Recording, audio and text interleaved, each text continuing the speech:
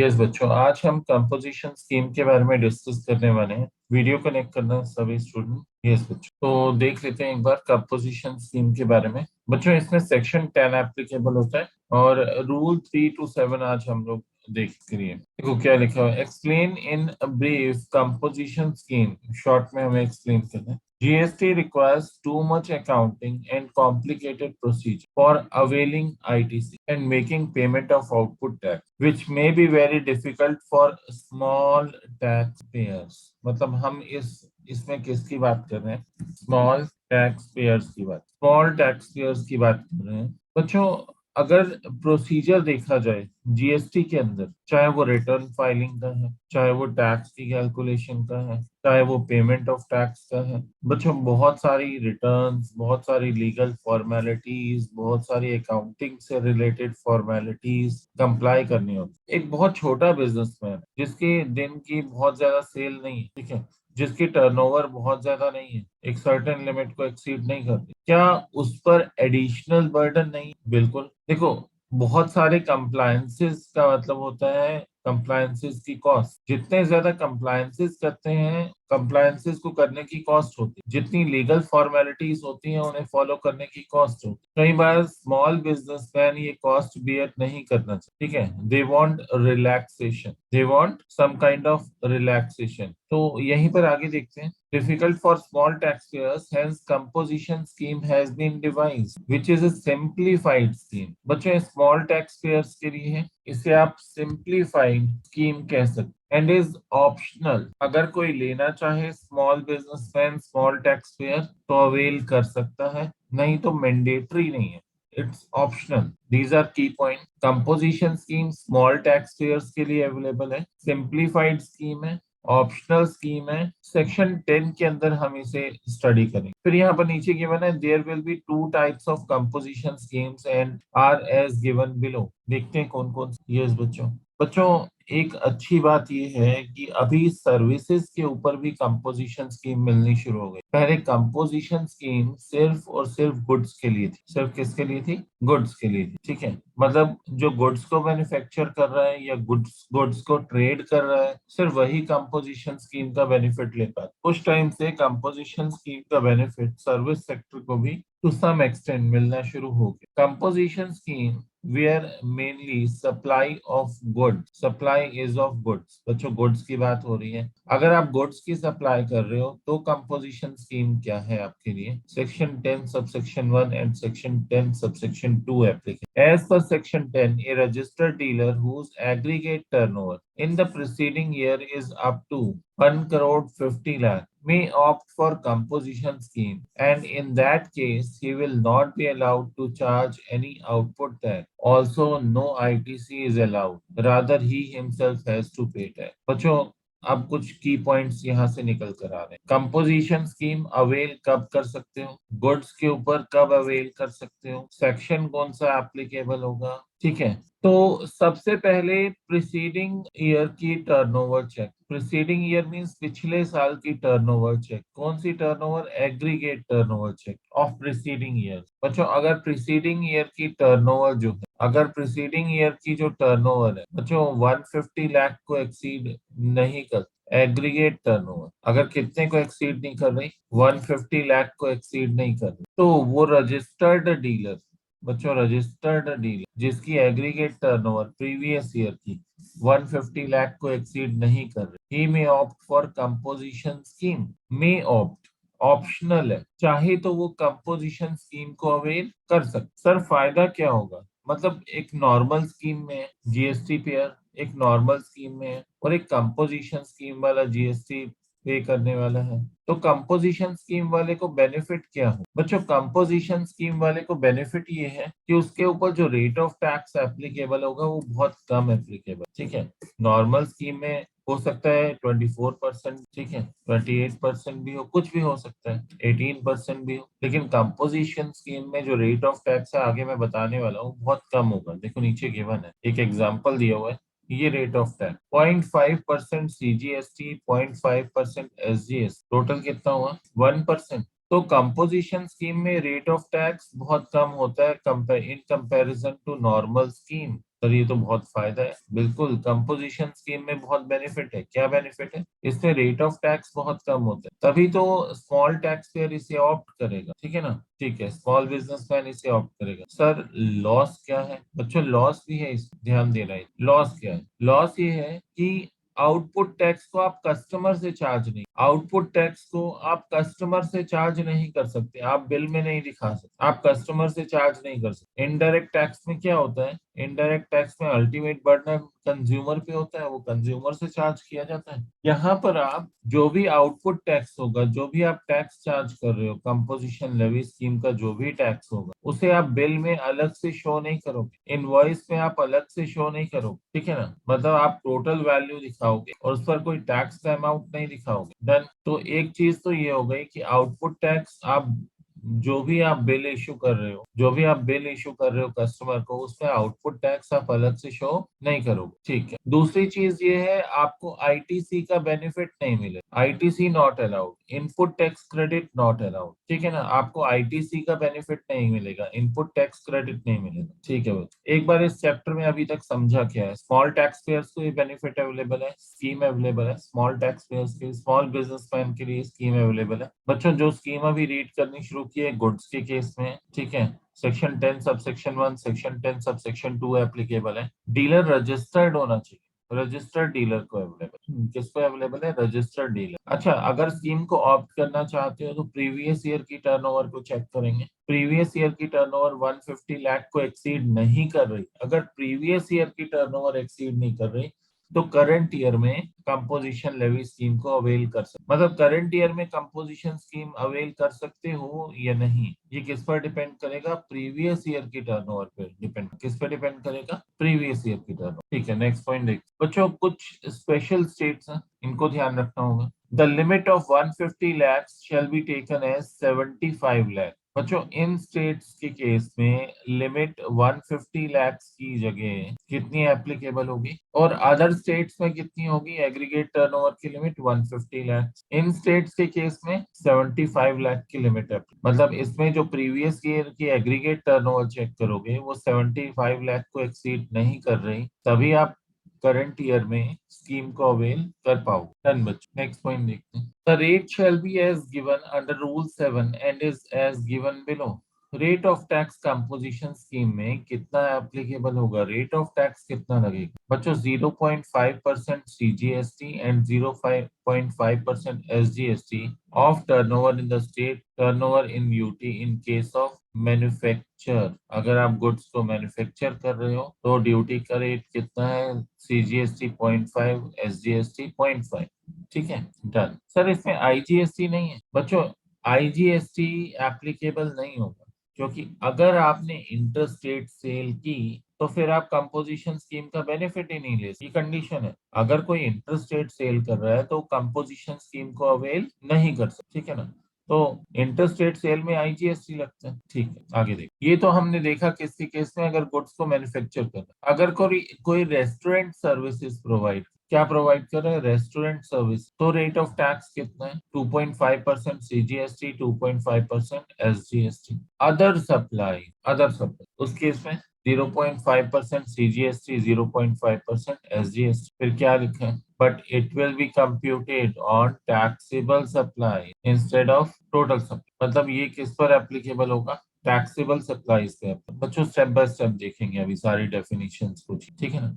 किस पर कंप्यूट होगा? टैक्सेबल सप्लाईज पे इंस्टेड ऑफ टोटल सप्लाई। मतलब ये है कि अदर सप्लायर्स को एग्जाम्प्ट कर दिया गया है टैक्स पे करने से। एग्जाम्प्ट सप्लाईज बच्चों, कुछ एग्जाम्प्ट सप्लाईज होती है, गवर्नमेंट की तरफ से नोटिफाइड है, एग्जाम्प्ट है, उन पर उन्हें टैक्स पे नहीं करना। ठीक है ना? अदर सप्लायर्स की अगर हम बात करें तो उन्हें एग्जाम सप्लाईज पे टैक्स पे नहीं करना। नेक्स्ट पॉइंट देखते हैं बच्चों। How ever person opting for composition scheme may supply services. बच्चों ये एडिशनल पॉइंट है, इसके बारे में थोड़ा सा डिटेल में बताना चाहता हूँ। बच्चों पहले पता है क्या था? शर्त थी, एक शर्त, एक कंडीशन थी कि अगर कोई गुड्स की सप्लाई कर रहा है तो वो कंपोजिशन स्कीम को तभी अवेल कर सकता है जब वो सर्विसेज प्रोवाइड नहीं करेगा। मतलब सिर्फ और सिर्फ आप गुड्स में ही डील कर रहे हो, आप सर्विसेज में डील नहीं कर रहे, और ये कंडीशन बहुत लंबे टाइम तक रहे। लेकिन बच्चों ऐसा आज के टाइम में ना पॉसिबल नहीं है कि आप सिर्फ गुड्स में सेल कर रहे हो तो गुड्स की सेल कर रहे हो तो सिर्फ गुड्स की ही सेल, आपको सर्विसेज साथ में देनी ही पड़ती। बच्चों आप इलेक्ट्रिकल इक्विपमेंट सेल कर रहे हो तो आपको उनका इंस्टॉलेशन करवाना पड़ता। मतलब अगर जिस शॉप से जहां से आप खरीदोगे, जिस कंपनी से खरीदोगे, उनका इंजीनियर आपके घर पे आएगा, आपको गाइड करेगा, इंस्टॉलेशन करवा के जाएगा, जो भी होगा उनकी तरफ से कोई ना कोई आएगा। फिर आफ्टर सेल सर्विसेज भी होती, उन गुड्स की कुछ गारंटी वारंटी होती। फर्स्ट ईयर में अगर खराब हो जाए या कुछ 1 साल 2 साल में गारंटी वारंटी का होता है कि हम रिप्लेस करके देंगे या हम ठीक करके देंगे, होती है चीजें। तो क्या बच्चों सिर्फ गुड सेल होते हैं? क्या कहते हो, क्या सिर्फ गुड सेल होते हैं या सर्विसेज भी होती है? बिल्कुल, सर्विसेज भी साथ में होती हैं टू सम एक्स। ऐसा नहीं है कि सिर्फ गुड्स जा रहे हैं, सर्विसेज भी होती हैं टू सम एक्स। ठीक है बच्चों, तो गुड सेल कर रहे हैं, पहले मना था आप सर्विसेज बिल्कुल नहीं दे सकते। अगर आप सर्विसेज दोगे तो आप कंपोजिशन स्कीम को अवेल नहीं कर सकते। बट अब गवर्नमेंट ने रिलैक्सेशन दे दी है कि ठीक है आप गुड्स सप्लाई कर रहे हो तो साथ में गुड्स के साथ साथ you may supply services other than restaurant services of value not exceeding 10% of turnover in the state or UT in the prescribed preceding financial year or rupees 5 lakh whichever is higher। तो बच्चों 10% of turnover और rupees 5 lakh whichever is higher, इतने तक की आप services भी साथ में प्रोवाइड कर सकते हो। गुड्स के साथ साथ इतनी वैल्यू तक की आप सर्विसेज भी प्रोवाइड कर सकते हो, तो आपकी कंपोजिशन स्कीम पे कोई इफेक्ट नहीं पड़े। In other word services up to value of 5 lakh can be supplied in any. ठीक है, तो ठीक है, गुड्स वाले कंपोजिशन लेवी स्कीम को अवेल कर सकते, साथ में वो सर्विसेज भी टू सम एक्सटेंट प्रोवाइड कर सकते। डन। नेक्स्ट पॉइंट देखते हैं बच्चों, एक बार कवर करके फिर हम रिवाइज भी करेंगे, गो थ्रू करेंगे। If any such person has provided exempt service of charging of interest on loan और advance, it will not be included in the turnover computed above. अगर एग्जाम सर्विसेज प्रोवाइड की गई तो उसे हम इंक्लूड नहीं करेंगे, ऊपर दी हुई टर्नओवर में इंक्लूड नहीं करेंगे। बच्चों एक एग्जांपल देखते हैं। Let's see, Mr. X has turnover of selling goods of 100 lakh and turnover of restaurant service of 11 lakh and interest charged on loan given rupees 6 lakh. He has provided computer typing. He has provided, एक minute, एक message आया, exempt service. Exam services में list पढ़ाऊंगा कौन कौन सी exempt होती है, ठीक है ना। यस, हाँ, he has provided computer typing and courier service of rupees 5 lakh। In this case, his tax liability shall be given below. Eligibility can be computed in the manner given. तो देख लेते हैं एलिजिबल है या नहीं है, किस तरह से है किस तरह से नहीं। बच्चों टर्नओवर हमारी कितने को एक्सीड नहीं करनी चाहिए, प्रीवियस ईयर की टर्नओवर कितने को एक्सीड नहीं करनी चाहिए सर, 150 लाख, है ना।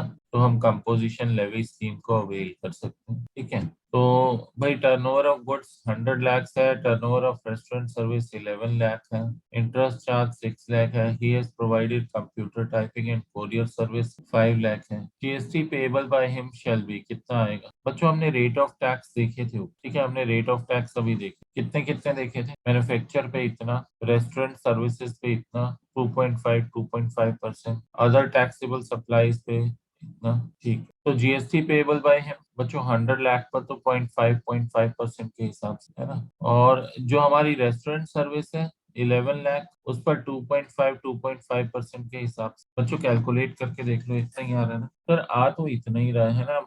बट एक बात ध्यान दो, यहाँ पर सीजीएसटी और एसजीएसटी को अलग अलग नहीं दिखाया है ना, सीजीएसटी और एसजीएसटी को अलग अलग नहीं दिखाया। आप एग्जाम में अलग अलग कैलकुलेट करके दिखाना चाहो तो दिखा सकते, ठीक है, जिनका सब्जेक्टिव है। अदरवाइज टोटल अगर जीएसटी की बात की जाए तो टोटल जीएसटी अलग अलग निकाला हुआ है, देखो सब पे। मेन रेस्टोरेंट सर्विसेज पे 2.5 टोटल कितना हो जाएगा, 5% रेस्टोरेंट। बाकी सबके केस में देखो 0.5 सर, ये एलिजिबल है बच्चों। एलिजिबल तो हमें ऊपर ही पता चल गया था, मैंने अभी बोला था 150 लाख को अगर टर्नओवर एक्सीड नहीं कर रही तो क्या होगा, एलिजिबल हो। Turnover excluding exam services of charging interest on loan और advance 116 lakh. In the subsequent year, Mr. X is allowed to supply services of the value of 11.6 lakh. That is 10% of 116 lakh और rupees 5 lakh whichever is higher। इसके अलावा इन्हें services provide करने के लिए भी जो मिला हुआ है, कितने लिमिट तक ये सर्विसेज प्रोवाइड कर सकते हैं ये बच्चों। अच्छा, इसमें ना कुछ पॉइंट्स को क्लियर कर देता हूँ, थोड़ी सी कंफ्यूजन ना हो।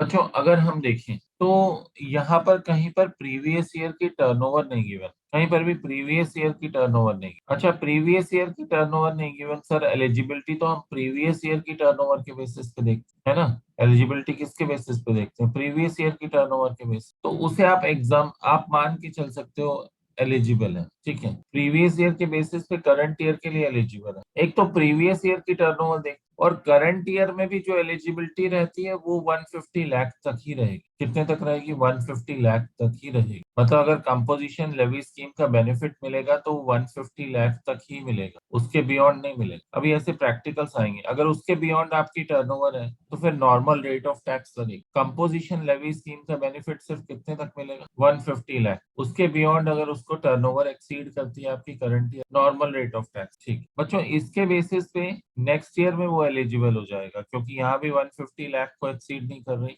करंट ईयर में टर्नओवर, तो नेक्स्ट ईयर के लिए भी वो कंपोजिशन लेवी स्कीम के लिए एलिजिबल रहे। ठीक है बच्चों, सर्विसेज कितनी प्रोवाइड कर सकता है उसके बारे में हम लोगों ने पढ़ा। हमने क्या पढ़ा था? 10% ऑफ, ये क्या लिखा हुआ था सर्विसेज के केस में? एक ध्यान देना बच्चों, इधर यहाँ पर लिखा था 10% ऑफ टर्नओवर, मतलब सर्विसेज प्रोवाइड कर रहे हैं other than services other than restaurant service, value not exceeding 10% of turnover. Value कितने तक हो सकती है? 10% ऑफ टर्नओवर और ₹5 lakh whichever is higher. ठीक है, 10% ऑफ टर्नओवर और ₹5 lakh whichever is higher. बच्चों, एक क्वेश्चन आया मेरे पास स्टूडेंट का मैसेज आया है, आप लोग भी मैसेज करके कुछ पूछना चाहो तो पूछ सकते हो। ठीक है, तो क्वेश्चन क्या है कि सर इस क्वेश्चन में 116 लाख कहाँ से आया? बच्चों यहाँ देखो हम इनका टोटल लगाएंगे ना, एग्रीगेट टर्नओवर का मतलब क्या है? देखो, एक टर्नओवर 100 लाख दी हुई है, रेस्टोरेंट सर्विसेज 11 लाख दी हुई है,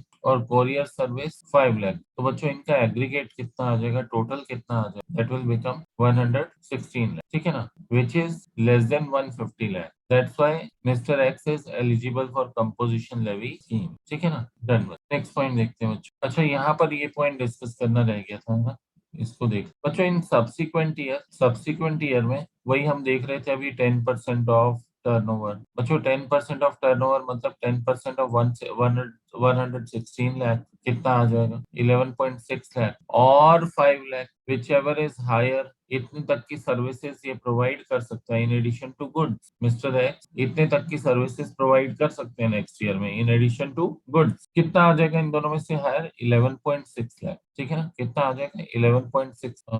एक और क्वेश्चन है, इंटरेस्ट चार्ज ऑन लोन। बच्चों आगे उसके एग्जांपल्स दूंगा अभी, ठीक है ना, उसके लिए भी नेक्स्ट पॉइंट उसके ऊपर पूरे पूरे प्रैक्टिकल्स आएंगे बच्चों। तो ये हम लोगों ने कंपोजिशन लेवी स्कीम में देखा किस तरह से हमें देखना कैलकुलेट करना है उसे। बच्चों अभी जो स्कीम हमने स्टडी की थी वो गुड्स के लिए थी, अब किसके बारे में स्टडी कर रहे हैं? सर्विसेज के लिए। Composition scheme where mainly supply of services, section 10 subsection 2A। बच्चों आपको इस सेक्शन को देख के ही पता चल जाता है कि ये लेटर ऑन इंसर्टेड है। 2A नॉर्मली सीक्वेंस कैसे होता है? 1 2 3 4 इस तरह से सबसेक्शंस होते हैं। अगर कोई अमेंडमेंट के थ्रू इंसर्ट किया जाता है तो वो 2A 2B इस तरह से होता है ना, तो ये बाद में इंसर्टेड है। सेक्शन 10 सबसेक्शन 2A क्या लिखा है इसमें? बच्चों notwithstanding anything to the contrary contained in this act. मतलब क्या हुआ कि जब आप सेक्शन 10 सबसेक्शन 2A को स्टडी कर रहे हैं